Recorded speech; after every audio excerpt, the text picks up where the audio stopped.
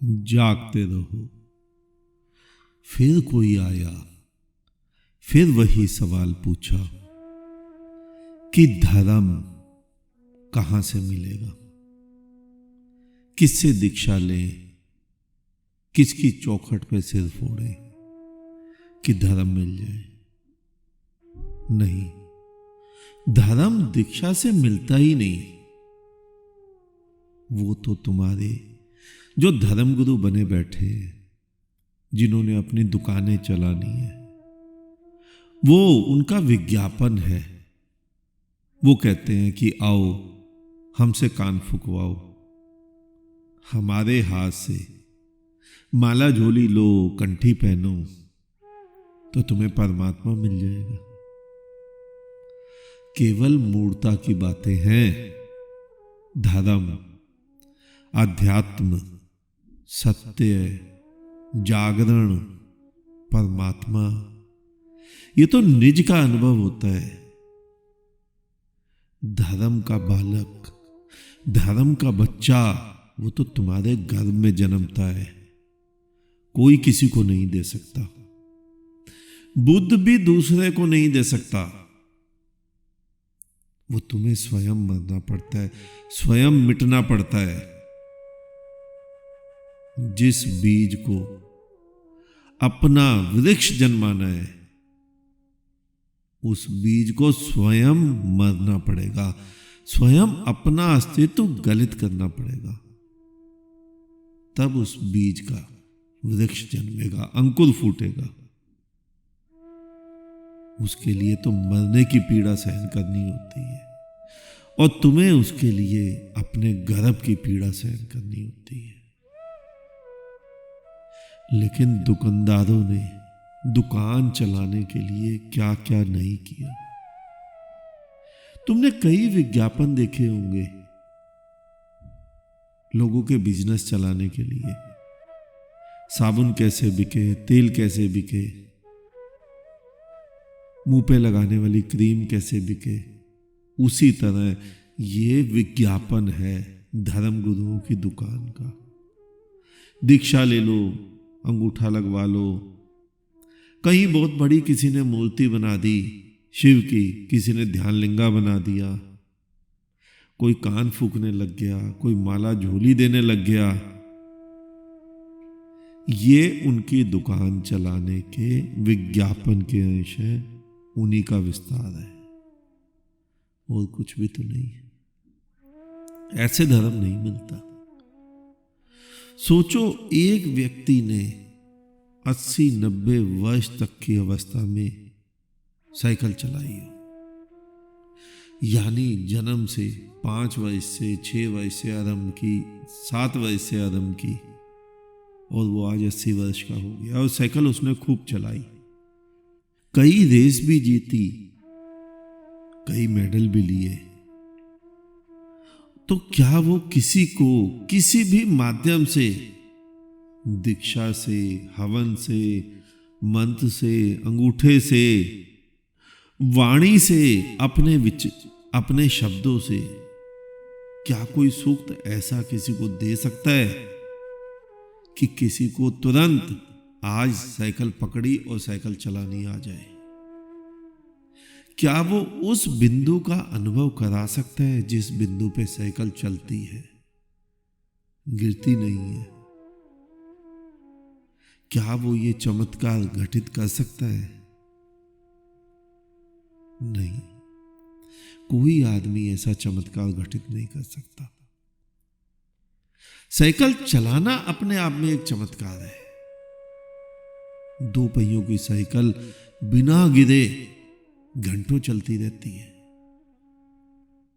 तुम उसे मत चलाओ, 1 सेकंड नहीं टिक सकती, गिरने की ओर अग्रसर हो जाएगी। लेकिन बिना गिरे चलती है, चमत्कार तो घटता है। लेकिन ये चमत्कार वो घटाता है जो ऊपर बैठा है, जिसने उस बिंदु को ढूंढ लिया है जिस बिंदु पर साइकिल संभलती है। लेकिन कोई भी व्यक्ति तुम्हें दे नहीं सकता है, वो तुम्हें स्वयं ही ढूंढना होता है। बार बार उस साइकिल को चलाते वक्त, सीखते वक्त गिर के, बार बार अपने हाथ पैर छिलवा के तुम उस बिंदु को स्वयं ढूंढ लेते हो। लेकिन दुनिया में कोई भी किसी को वो बिंदु का अनुभव खैरात में नहीं दे सकता है। उसी बिंदु पर साइकिल चलती है। लेकिन किसने ढूंढा? चलाने वाले ने। उसी प्रकार धर्म का बिंदु, परमात्मा का बिंदु, परमात्मा का जन्म, अध्यात्म सत्य है, इसका जन्म ये तुम्हारे भीतर स्वयं उपजता है, तुम्हारे गर्भ में पनपता है धर्म का बालक। लेकिन तुम तो किसी दूसरे मार्ग पर चल दिए। आत्मा, तुमने पढ़ा हुआ है कि आत्मा पैदा होते ही मिल जाती है, आत्मा के कारण तुम जिंदा रहते हो। यही पढ़ा है ना तुमने?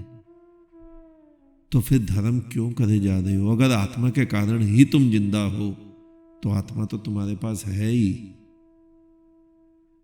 नहीं। ये आत्मा वो आत्मा ही नहीं है। ये तो तुम्हारे पास जो है ये किताबों की आत्मा है, जो किताबों में भरी पड़ी है। वही जो व्यक्ति तुम्हारी आत्मा का सृजन नहीं करा सकता, वो तुम्हें वही बहकाता है आत्मा मिली हुई है। आत्मा पैदा करनी पड़ती है स्वयं मर के। ईश्वर पैदा होता है तुम्हारे मरने के कारण। लेकिन तुम मेरी भाषा को समझ नहीं पाओगे। कच्चे घट जो है ना, उन्हें कुछ भी समझ नहीं आएगा। लेकिन जो पक्का है वो समझ जाएगा मेरी भाषा को। कच्चे घट तो मूढ़ों के द्वारा बहकाए गए। पूरी उम्र माला जपते रहते हैं, आरती प्रार्थनाएं करते रहते हैं, नमाजें पढ़ते रहते हैं। जैसे वो 10 वर्ष का बालक, वैसे ही 90 वर्ष का बूढ़ा। दोनों में कुछ भी भेद नहीं है।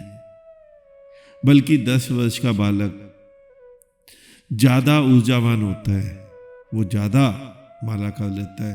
90 वर्ष के बूढ़े में उतनी भी ऊर्जा नहीं होती, वो उसके हाथ पैर शिथिल हो जाते हैं। लेकिन धर्म तो घटता नहीं, खुदा तो भीतर उतरता नहीं, परमात्मा की चमक तो उसकी आंखों में आती नहीं। उसके लिए स्वयं मरना होता है, उसके लिए स्वयं मिटना होता है। बिना मरे, बिना मिटे, बिना चोटें लगे, बिना हाथ पैर छिलाए कैसे साइकिल चलाना सीखोगे? कैसे परमात्मा को उतारोगे? एक 2 वर्ष का बच्चा जब चलना सीखता है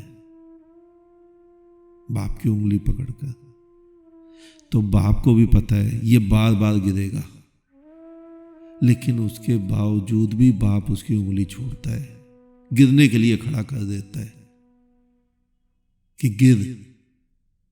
बार बार वो गिरता है, बार बार बाप थामता है, बार बार उंगली छोड़ता है कि आखिर ये गिर गिर कर ही एक दिन खड़ा होना सीख जाएगा, चलना सीख जाएगा।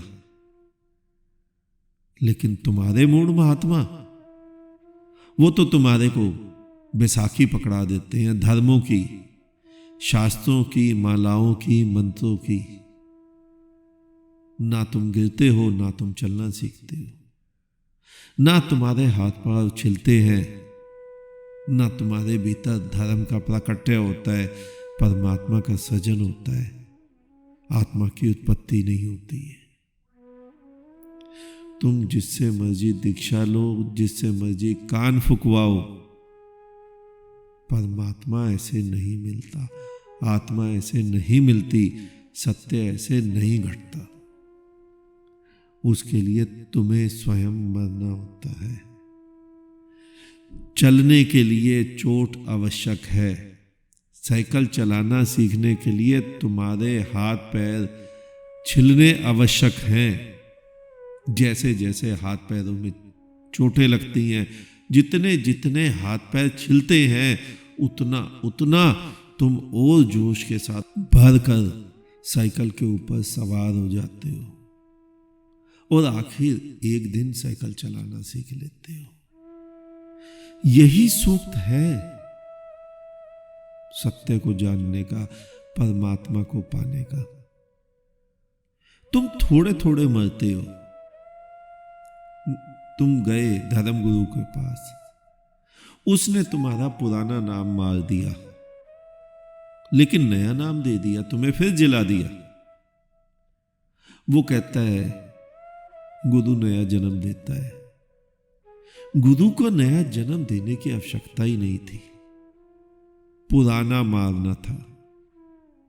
पुराना मरते ही तो परमात्मा प्रकट हो जाता है। गुरु को क्या आवश्यकता थी नया जन्म देने की? लेकिन गुरु भी नौसखिया ही रहा होगा। नौसखिया ही तो है, उन्हें स्वयं ही अनुभव नहीं है परमात्मा का, उन्हें स्वयं ही अनुभव नहीं है आत्मा का। उनके भीतर अभी तक वो हंस का प्राकट्य नहीं हुआ, उनके भीतर अभी तक वो बिजली नहीं कौंदी। जिस दिन वो बिजली कौंद जाती, उस दिन वो स्वयं ही समझ जाते।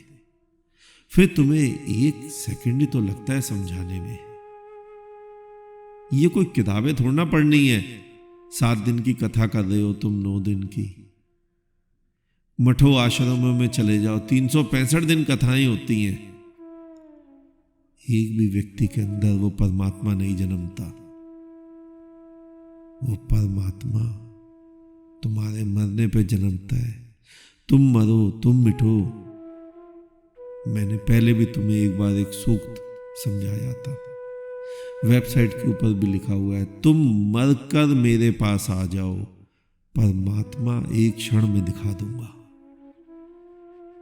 लेकिन मरो तो सही, तुम मरते ही नहीं, तुम मिटते ही नहीं। परमात्मा ऐसे नहीं मिलता। आज इतना ही, शेष किसी और दिन। अंत में चारों तरफ बिखरे फैले परमात्मा को मेरा नमन। तुम सभी जागो, जागते रहो।